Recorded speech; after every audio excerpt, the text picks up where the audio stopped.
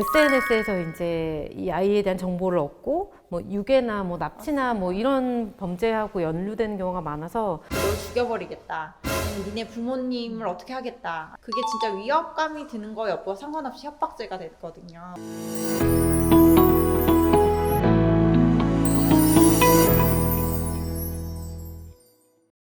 헬로 부동산 형사 전문 이세금 변호사입니다. 저희가 이제 변호사 하면서 SNS 활동하는데 그게 어떤 영향이 있고 관련 이슈가 뭐가 있을지에 대한 이야기를 좀 해보려고 합니다.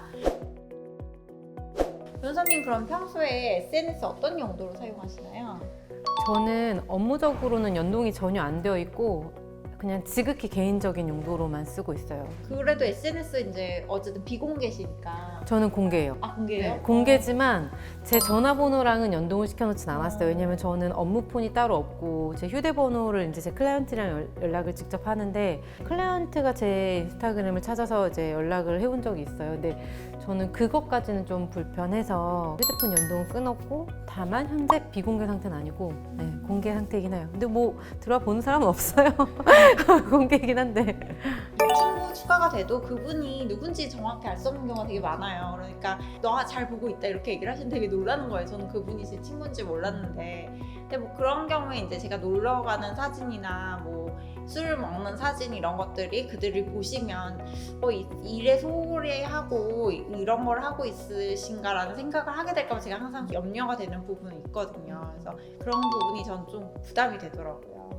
SNS가 삶의 질을 향상해 준다고 생각하시나요? 네, 저는 그 개인 추억 기록 목적으로 만들었음에도 불구하고 그걸 통해서 다시 새롭게 연결되는 예전 뭐 지인들이나 뭐 학부 때 친구들 이런 친구들이 있어서 이걸 통해서 다시 이제 재회를 하기도 하고 순기능이 있다고 생각합니다.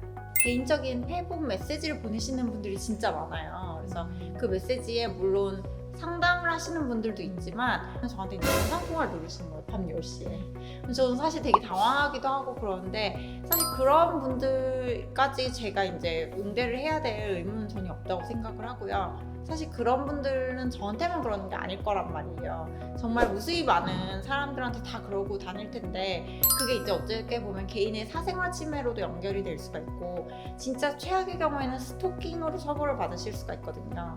스토킹 처벌법이 생각보다 되게 세요. 그렇기 때문에 그렇게 함부로 메시지 보내시면 안 됩니다. 저는 개인적으로 메시지 오는 거는 제가 모르는 분은 아예 답변을 하지 않아요. 그냥 아예 무시를 하고 뭐 이것과 별개로 그 지금 말씀하신 것처럼 이게 뭐 개인 정보나 아니면은 뭐 너무 사생활 침해 이슈가 된다라는 부분과 관련해서 아기들 얼굴이 나오는 이제 그 게시글을 올리는 분들은 윤미나 변호사처럼 이제 비공개로 하는 경우가 많고 공개인 경우에는 이제 구체적으로 아이가 특정될 수 있는 그런 요소들은 배제를 해서 이게 SNS에서 이제 이 아이에 대한 정보를 얻고 뭐 유괴나 뭐 납치나 뭐 이런 범죄하고 연루되는 경우가 많아서 아이들을 키우는 그 부모 입장에서는 그런 부분은 되게 민감하게 좀 하시는 분들은 많은 것 같아요. 제 주변에도 많이 있어요. 네. 그리고 SNS에 이제 사진들을 올리잖아요. 그 개인 사진을 올리는데 그게 공개 처리가 돼 있으니까 그거를 캡처를 하셔갖고는 뭐 다른 사람들한테 유포를 한다거나 그럴 경우 아니면 그거를 뭐 썸네일이나 뭐 그런 데 쓰신다거나 초상권 문제가 같이 연결이 될 수가 있고요. 그리고 SNS에서 알게 된 정보를 이제 타인에게 팔아넘긴 거나 아니면은 조금 영리 목적으로 이용을 한다거나 그러면은 그건 역시 개인정보보호법 위반이 될 수가 있어서요. SNS에서 알게 된 정보가 넘쳐나는 시대이긴 하지만 그거를 자기 마음대로 사용해서는 안 된다라는 말씀을 드리고 싶습니다. 근데 사실 DM으로 이제 뭐 널 죽여버리겠다, 아니면 니네 부모님을 어떻게 하겠다, 아니면 니네 형제자매 어떻게 하겠다 이런 식으로 보낼 경우에는 그게 진짜 위협감이 드는 거 여부와 상관없이 협박죄가 됐거든요. 그렇기 때문에 그렇게 그냥 그거를 너무 쉽게 생각하시지 말고 DM으로 보낼 때도 되게 조심스럽게 보내셔야 된다는 것도 꼭 말씀드리고 싶습니다. 그게 추적이 아예 안 되진 않고 어떻게 하다 보면은 타고 가다 보면 진짜 언젠가는 화면 배경화면을 가지고도 얘가 동일인이구나라는 걸 알 수 있는 방법이 있고, 근데 사실 제가 최근에 했던 명예훼손 사건의 경우에는 단체 카톡방이 있는데 거기가 200몇 명의 오픈 카톡방인 거예요. 근데 거기서 명예훼손 사실을 계속 올렸는데 동시 접속된 인원 리스트만 뽑아준다고 하더라고요. 그 카카오 본사에서는요.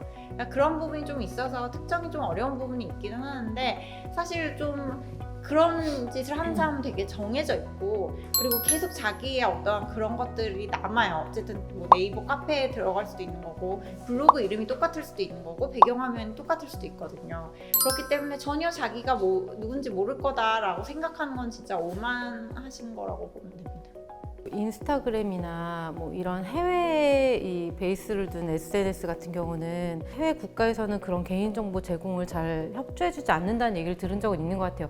제가 지금 현재 상황은 모르겠는데 몇 년 전만 해도 뭐 페이스북이랑 그다음에 인스타그램에서 이제 악플을 단 사람들을 상대로 고소를 하려고 하는데, 그 사람들이 가입한 그 정보가 있어야 이 개인을 특정할 수 있는데, 그 개인 정보는 그 해외 국가에서만 제공을 해줄 수 있는 상황인데 그게 협조가 좀 현실적으로 쉽지 않다라는 얘기를 들은 적은 있는 것 같긴 합니다. 근데 쉽지 않아요. 예, 근데 최근에 제가 이거 정확하진 않지만 뭐 구글 같은 경우는 이제 구글 코리아나 이런 데서는 어쨌든 정보 제공을 좀 협조를 해주게 되었다 뭐 이런 얘기도 들은 것 같긴 하고, 조금씩 이게 익명성에 가려서 이제 이루어지는 그 범죄를 좀 예방하고 뭐 이제 어떤 방어하기 위한 조치들이 좀 적극적으로 생기는 것 같긴 해요. 네. 트위터 아이디를 타고 들어가다 보면 그 사람의 네이버 카페가 또 발견이 되더라고요. 그러면은 네이버에서는 이제 정보를 알려주니까 그렇게 해서 제가 이제 잡아낸 적도 있거든요. 사회적으로 악플로 고생하시는 분들이 되게 많아요. 그리고 악플이 진짜로 사람을 되게 사회적으로 인격살인하기 되게 좋은 수단이거든요. 그렇기 때문에 변호사로서 저도 이제 악플을 근절하자라는 의미로 끝까지 쫓아가겠다라는 마음가짐을 가지고 있는 상태예요. 그래서 악플러들 진짜 조심하셨으면 좋겠습니다. 제가 해보고 싶었던 평소 이야기를 조금 해보는 시간을 가졌는데요. 유익하고 도움이 되셨다면 구독, 좋아요 부탁드릴게요. 감사합니다.